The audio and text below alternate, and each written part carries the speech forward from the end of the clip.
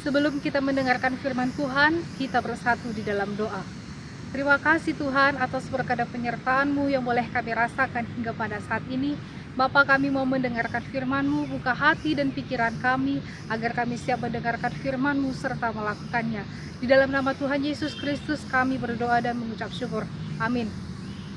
Shalom saudara-saudari yang dikasihi Tuhan Yesus Kristus. Firman Tuhan pada saat ini yang tertulis di dalam Ibrani 13 ayat 7-17. Namun saya akan membacakan pada kita ayat 7. Demikianlah firman Tuhan. Ingatlah akan pemimpin-pemimpin kamu yang telah menyampaikan firman Allah kepadamu. Perhatikanlah akhir hidup mereka dan contohlah iman mereka. Demikian firman Tuhan. Saudara-saudari yang dikasihi Tuhan Yesus Kristus, firman Tuhan pada saat ini ingin memperlihatkan kepada kita bagaimana sosok seorang pemimpin yang sejati. Kita tahu bahwa seorang pemimpin adalah yang akan memimpin kita ke arah yang lebih baik. Dan menjadi seorang pemimpin juga biasanya menjadi role model yang dapat kita kagumi atau kita teladani dalam kehidupan kita. Saudaraku yang terkasih, dalam nas kita saat ini dalam surat Ibrani ingin memperlihatkan kita bagaimana peran pemimpin dalam mendorong orang Kristen Yahudi pada saat itu agar iman mereka tetap teguh dan kuat dengan adanya ajaran-ajaran asing yang menghampiri mereka agar tidak kembali kepada ajaran Yudaisme. Saudaraku yang terkasih, kita pernah meneladani dan mengagumi sosok seorang pemimpin, baik itu dalam perbuatannya ataupun dalam tindakannya. Dan pemimpin yang dimaksudkan dalam nats kita ini adalah pemimpin rohani, bukan pemimpin duniawi.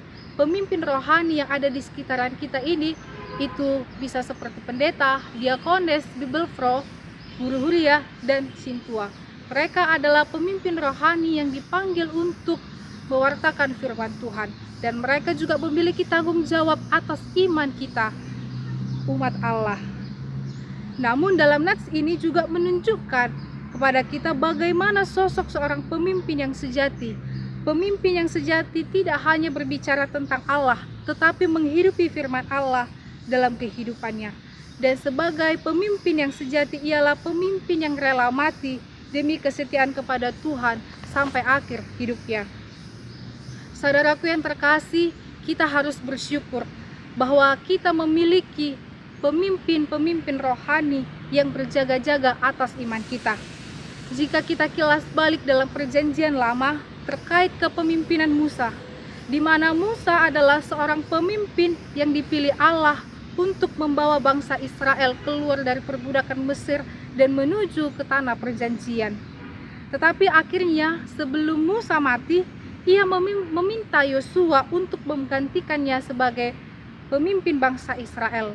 Di dalam kitab Bilangan 27 ayat 16-17, Musa berdoa kepada Tuhan agar diberikan seorang pemimpin bagi umat Israel. Musa berkata dalam kitab Bilangan, supaya umat Tuhan jangan seperti domba yang tidak mempunyai gembala. Artinya apa, saudaraku yang terkasih? Di dalam doa Musa ini menunjukkan kita bahwa betapa pentingnya seorang pemimpin rohani untuk membimbing umatnya dan berjaga-jaga dalam imannya agar tidak goyah. Dalam nats kita juga saat ini yang tertulis dalam ayat 8 dikatakan, Yesus Kristus tetap sama, baik kemarin maupun hari ini dan sampai selama-lamanya.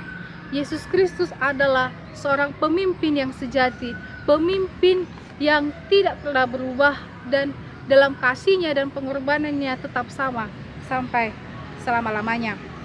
Saudaraku yang terkasih, kita telah melewati masa passion dan kita juga baru saja memperingati hari kematian Yesus. Dari sana kita dapat lihat bahwa Yesus rela mati di kayu salib untuk menyelamatkan dan menebus dosa umat manusia.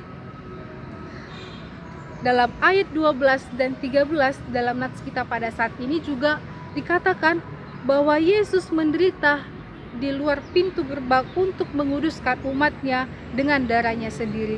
Ini menunjukkan bahwa kepemimpinan Yesus bukan hanya untuk mencari kehormatan atau kemuliaan bagi dirinya sendiri, tetapi mengorbankan dirinya demi keselamatan umatnya manusia. Akan hal itu, kita sebagai umat yang percaya, kita dipanggil untuk mengikuti jejak seperti Yesus, yaitu bersedia menanggung penderitaan demi kebenaran dan teguh di dalam iman, bukan meninggalkan Yesus demi ajaran asing. Saudaraku yang terkasih, kita sebagai jemaat yang dipimpin oleh Yesus Kristus, kita juga diajak untuk hidup dalam ketaatan kepada para pemimpin rohani yang telah diutus di tengah-tengah kehidupan kita. Dalam nats kita pada saat ini yang tertulis dalam ayat 17, firman Tuhan menegaskan kita bahwa kita harus taat kepada pemimpin-pemimpin kita.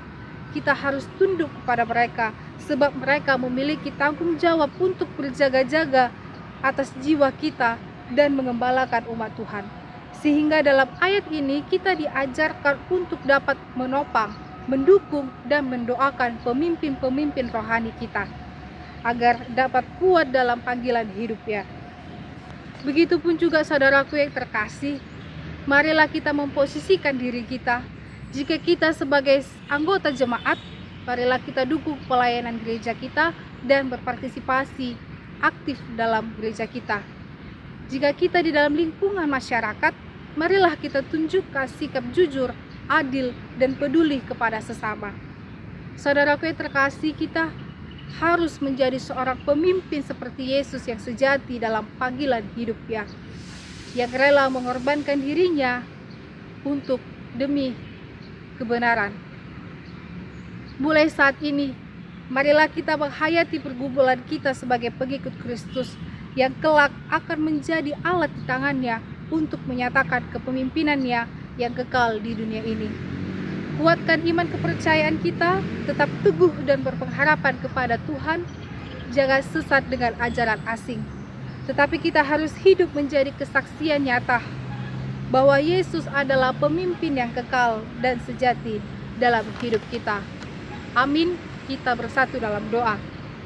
Kembali kami mengucap syukur Tuhan atas berkat dan penyertaan-Mu yang boleh kami rasakan pada saat ini.